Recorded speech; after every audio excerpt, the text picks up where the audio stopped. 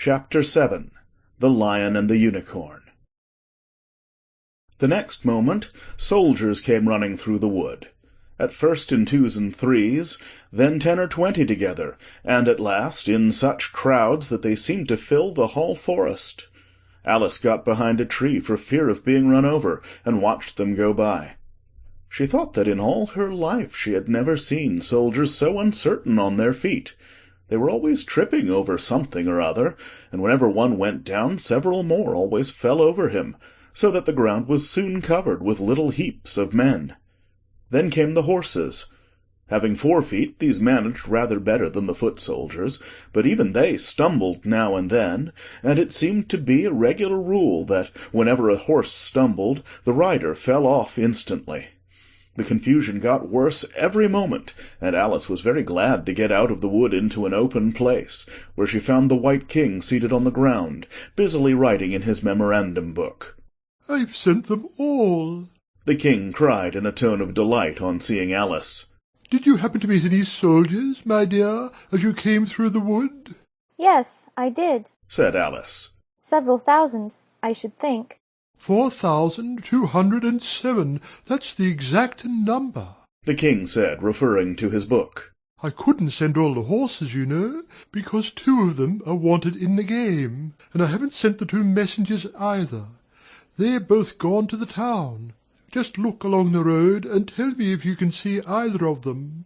"I see nobody on the road," said Alice. "I only wish I had such eyes," the King remarked in a fretful tone. "to be able to see nobody, and at that distance too. Why, it's as much as I can do to see real people by this light."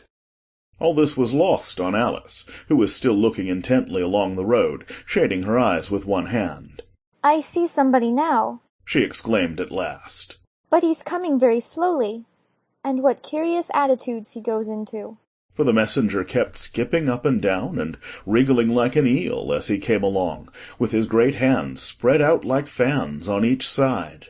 "Not at all," said the King. "He's an Anglo-Saxon messenger, and those are Anglo-Saxon attitudes. He only does them when he's happy. His name is Hare." He pronounced it so as to rhyme with mayor. "I love my love with an H," Alice couldn't help beginning. "because he is happy. I hate him with an H, because he is hideous. I fed him with ham sandwiches and hay. His name is Heya, and he lives—" "He lives on the hill," the King remarked simply, without the least idea that he was joining in the game, while Alice was still hesitating for the name of a town beginning with H. "The other messenger's called Hatter. I must have 2, you know, to come and go. 1 to come and 1 to go." "I beg your pardon," said Alice. "It isn't respectable to beg," said the King. "I only meant that I didn't understand. said Alice. Why 1 to come and 1 to go?" "Didn't I tell you?" the King repeated impatiently. "I must have 2 to fetch and carry. 1 to fetch and 1 to carry." At this moment the messenger arrived. He was far too much out of breath to say a word, and could only wave his hands about, and make the most fearful faces at the poor King. "This young lady loves you with an H," the King said, introducing Alice in the hope of turning off the messenger's attention from himself.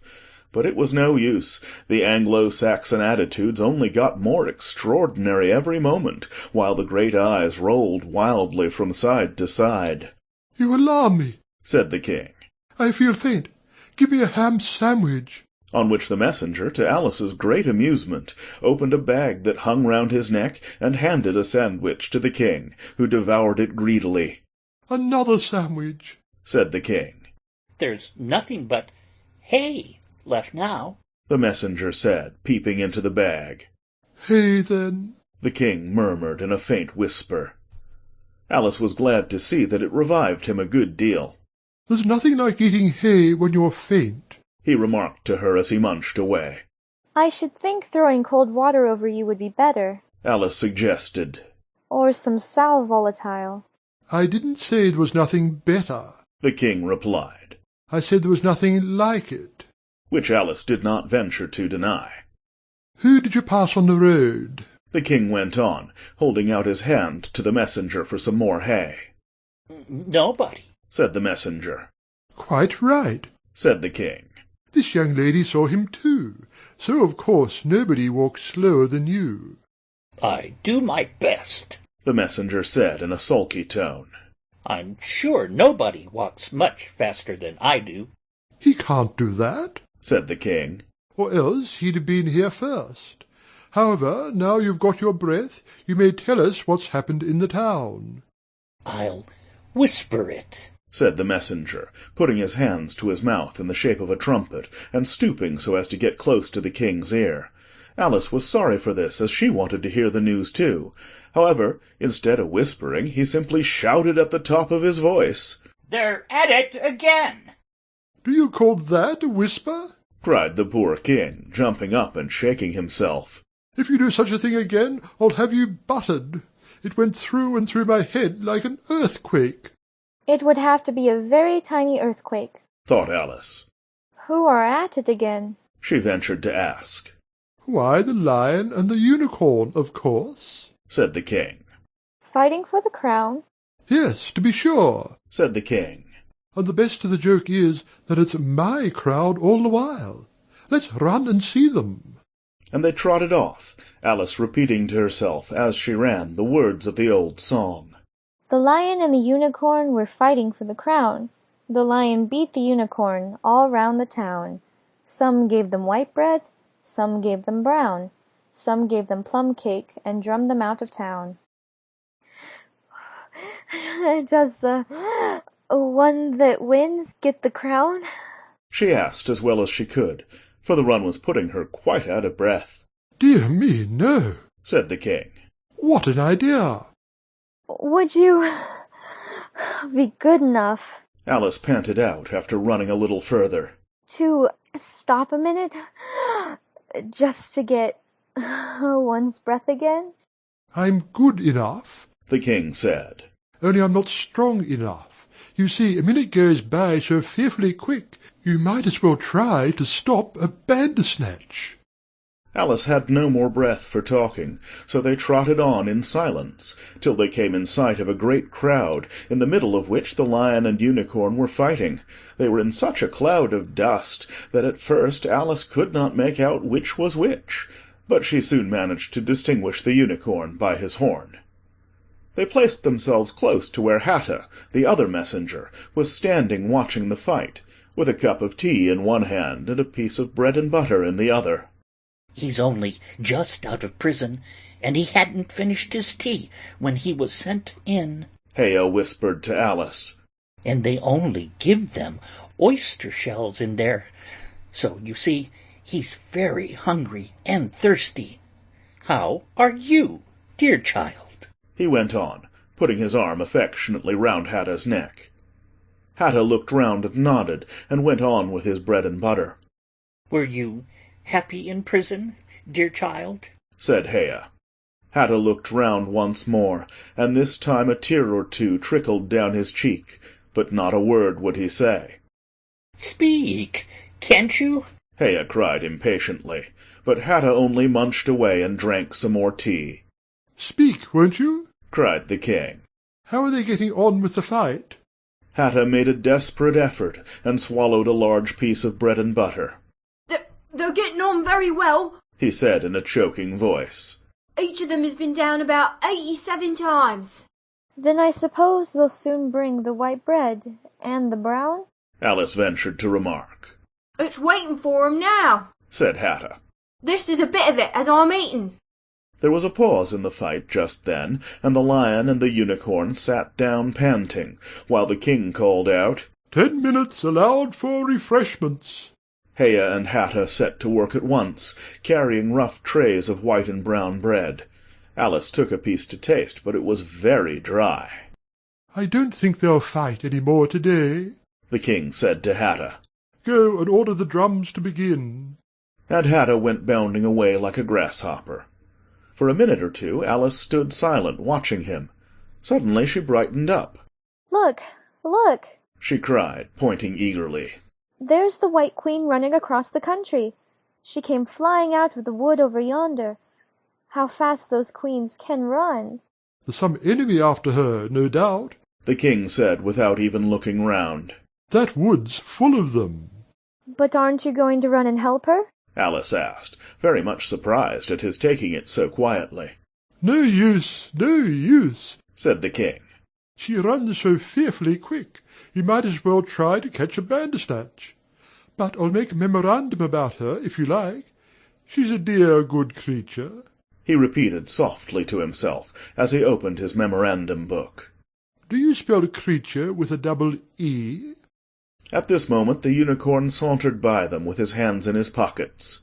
I had the best of it this time, he said to the king, just glancing at him as he passed. A little, a little. The king replied, rather nervously. You shouldn't have run him through with your horn, you know. It didn't hurt him. The unicorn said carelessly, and he was going on when his eye happened to fall upon Alice. He turned round rather instantly, and stood for some time looking at her with an air of the deepest disgust. What is this? He said at last. This is a child. Hea replied eagerly, coming in front of Alice to introduce her, and spreading out both his hands towards her in an Anglo-Saxon attitude. We only found it today. It's as large as life, and twice as natural. I always thought they were fabulous monsters, said the unicorn. Is it alive? It can talk, said Hea solemnly. The unicorn looked dreamily at Alice and said, Talk, child. Alice could not help her lips curling up into a smile as she began. Do you know, I always thought unicorns were fabulous monsters, too. I never saw one alive before. Well, now that we have seen each other, said the unicorn. If you believe in me, I'll believe in you. Is that a bargain? Yes, if you like, said Alice. Come, fetch out the plum cake, old man. The unicorn went on, turning from her to the king. None of your brown bread for me. Certainly, certainly, the king muttered and beckoned to Hea. Open that bag, he whispered. Quick, not that one. That's full of hay. Hea took a large cake out of the bag and gave it to Alice to hold, while he got out a dish and carving knife. How they all came out of it, Alice couldn't guess. It was just like a conjuring trick, she thought. The lion had joined them while this was going on. He looked very tired and sleepy, and his eyes were half shut. "What's this?" he said, blinking lazily at Alice and speaking in a deep, hollow tone that sounded like the tolling of a great bell. Ah, what is it now? The unicorn cried eagerly. You'll never guess. I couldn't. The lion looked at Alice wearily. Are you animal, vegetable, or mineral? He said, yawning at every other word. It's a fabulous monster, the unicorn cried out before Alice could reply. Then hand round the plum cake, monster, the lion said, lying down and putting his chin on his paws. And sit down, both of you, to the king and the unicorn. Fair play with the cake, you know. The king was evidently very uncomfortable at having to sit down between the two great creatures, but there was no other place for him.